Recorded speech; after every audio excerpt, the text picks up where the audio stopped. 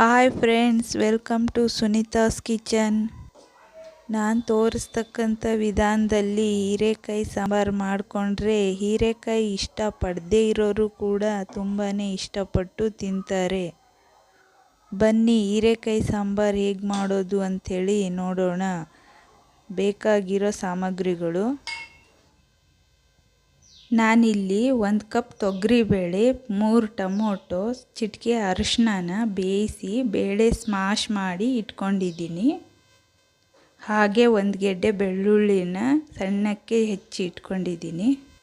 ಒಗ್ಗರಣೆಗೆ 1 ಸ್ಪೂನ್ ಜೀರಿಗೆ, ಅರ್ಧ ಸ್ಪೂನ್ ಸಾಸಿವೆ, 1 ಲಿಂಬೆಹಣ್ಣು ಗಾತ್ರದಷ್ಟು ಹುಣಸೆ ಹಣ್ಣನ್ನು ರಸ ತೆಗೆದು ಇಟ್ಕೊಂಡಿದ್ದೀನಿ. 1/4 kg ಹೀರೆಕಾಯಿ ಹಿಂಗೆ ರೌಂಡಾಗಿ ಕಟ್ ಮಾಡಿ ಇಟ್ಕೊಂಡಿದ್ದೀನಿ. ಸ್ವಲ್ಪ ಕೊತ್ತಂಬರಿ ಸೊಪ್ಪು, ಕರಿಬೇವು ಸ್ವಲ್ಪ, 2 ಟೀ ಸ್ಪೂನ್ ಅಚ್ಚ 2 ಟೀ ಸ್ಪೂನ್ ಧನಿಯಾ ಪುಡಿ, ರುಚಿಗೆ ತಕ್ಕಷ್ಟು ಉಪ್ಪು, 2 ಟೀ ಸ್ಪೂನ್ ಕಾಯಿ ತುರಿ.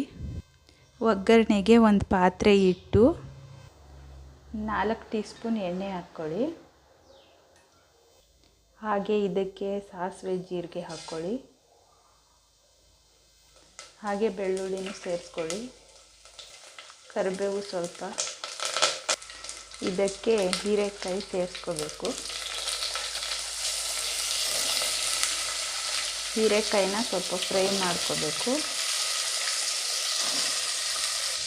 ಬೇಕಾದರೆ ಈ ಟೈಮಿಗೆ ಬೇರೆ ತರಕಾರಿಗಳನ್ನು ಆ್ಯಡ್ ಮಾಡ್ಕೋಬೋದು. ಆಲೂಗಡ್ಡೆ ಆ್ಯಡ್ ಮಾಡ್ಕೋಬೋದು, ಬದನೆಕಾಯಿ, ನುಗ್ಗೆಕಾಯಿ ಎಲ್ಲ ಆ್ಯಡ್ ಮಾಡ್ಕೋಬೋದು. ಈ ಸಾಂಬಾರು ತುಂಬಾ ರುಚಿಯಾಗಿರುತ್ತೆ. ನೀವು ಕೂಡ ಒಂದು ಸಲ ಟ್ರೈ ಮಾಡಿ ನೋಡಿ. ಇಷ್ಟ ಆದರೆ ಲೈಕ್ ಮಾಡಿ, ಶೇರ್ ಮಾಡಿ, ಹಾಗೆ ಸಬ್ಸ್ಕ್ರೈಬ್ ಮಾಡ್ಕೊಳ್ಳಿ ನಮ್ಮ ಚಾನಲನ್ನು. ಈ ಟೈಮಲ್ಲಿ ಉಪ್ಪು ಸೇರಿಸ್ಕೊಳ್ರಿ. ಹೀರೆಕಾಯಿ ಬೇಗ ಬೇಯುತ್ತೆ ಉಪ್ಪು ಸೇರಿಸ್ಕೊಂಡ್ರೆ. 2 ನಿಮಿಷ ಪ್ಲೇಟ್ ಮುಚ್ಚಿ ಬೇಯಿಸ್ಕೊಳ್ಳಿ, ಬೇಗ ಬೇಯುತ್ತೆ. ನೋಡಿ ಈಗ ಬೆಂದಿದೆ. ಇದಕ್ಕೆ ಅಚ್ಕಾರ, ಸ್ವಲ್ಪ ಧನಿಯಾ ಪುಡಿ, ಸ್ವಲ್ಪ ಚೆನ್ನಾಗಿ ಬೆರೆಸ್ಕೊಳ್ಳಿ. ಉಪ್ಪು ಖಾರ ಎಲ್ಲ ಹಿಡಿಬೇಕು.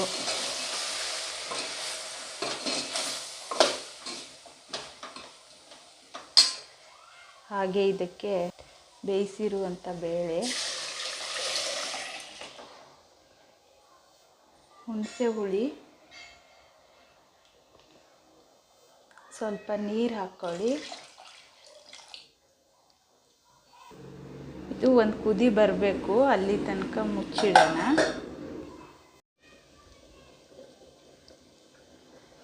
ಸಾಂಬಾರು ಕುದಿ ಬರ್ತಾಯಿದೆ. ಇದಕ್ಕೆ ಒಂದು 2 ಸ್ಪೂನಷ್ಟು ಕಾಯಿ ತುರಿ, ಹಾಗೆ ಸ್ವಲ್ಪ ಕೊತ್ತಂಬರಿ ಹಾಕ್ಕೊಳ್ಳಿ. ಸಾಂಬಾರು ರೆಡಿಯಾಗುತ್ತೆ. ಸಾಂಬಾರು ರೆಡಿಯಾಗಿದೆ. ಇದನ್ನು ಒಂದು ಪ್ಲೇಟ್ ಮುಚ್ಚಿ ಗ್ಯಾಸ್ ಆಫ್ ಮಾಡಿಬಿಟ್ರೆ ಸಾಂಬಾರು ರೆಡಿ ಆಯಿತು. ನೋಡಿ, ಈ ಸಾಂಬಾರು ಮುದ್ದೆ, ರೈಸು ಮತ್ತು ಪೂರಿ, ಇಡ್ಲಿ ಎಲ್ಲದಕ್ಕೂ ಚೆನ್ನಾಗಿರುತ್ತೆ. ಒಂದು ಸಲ ಟ್ರೈ ಮಾಡಿ ನೋಡಿ. Thank you.